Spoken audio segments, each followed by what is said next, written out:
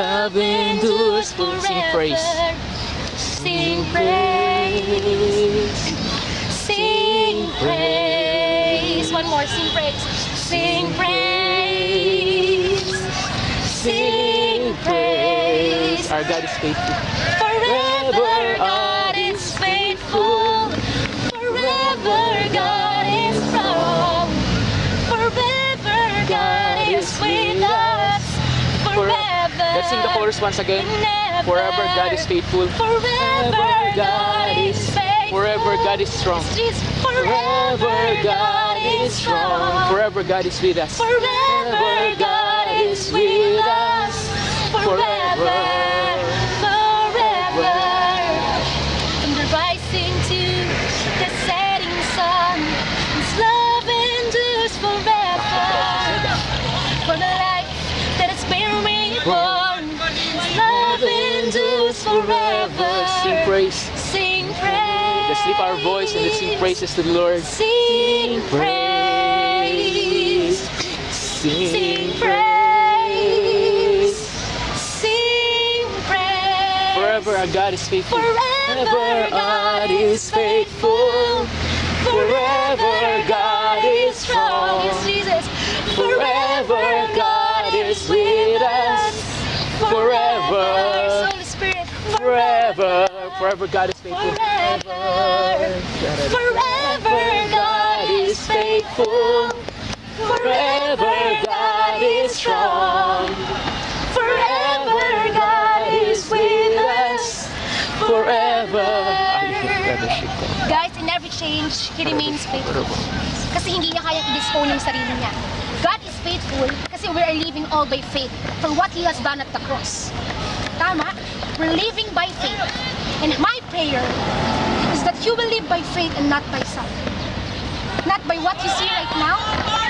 Kung nasaan ka ngayon, hindi yun yung makikita mo. Pero yung pinramis sa'yo ng Lord, na magiging ikaw, for He designed you to be that, yung dinesign sa'yo. At ang purpose natin kaya tayo nandito sa mundo, unang-una to worship. Pangalawa, is to have fellowship sa other Christians. Pangatlo, is to be like Him where we are here on earth.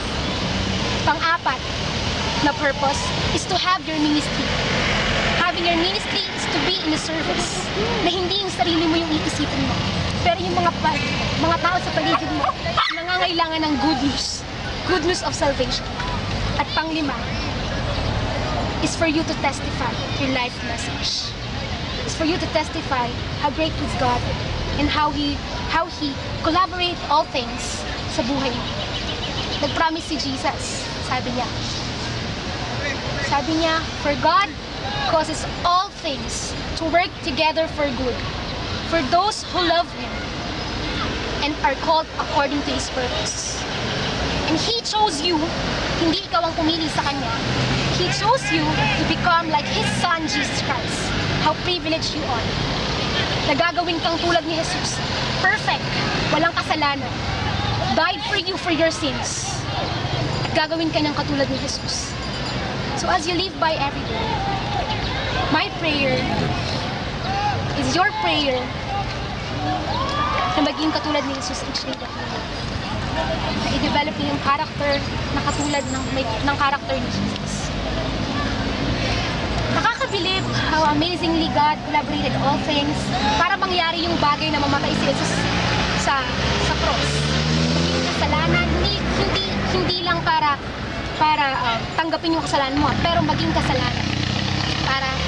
Para matapos na yung kwento ng kasalanan sa cross na yun. And for you to rejoice over here on earth. Na hindi mo maranasan yung sakit na yan, hindi mo maranasan yung problema na yan, hindi mo maranasan yung failure na yan. Pero gusto niyang maranasan mo yung abundant life. Abundant life doesn't promise a rich life, a wealthy life, maraming pera, maraming kaibigan. Pero abundant life means living with Jesus, living according to His will, according to His purpose that He has made for you. To start to live by your purpose, declare every day of your life that you need Jesus. Sabihin mo sa sarili mo, ngayon, God loves me. God loves me. And know what's best for me. Know what's best for me. Hindi mo alam kung ano yung para sa'yo. Pero si Jesus knows it all. Knows it all. Walang exemption. Hindi most, hindi some, all.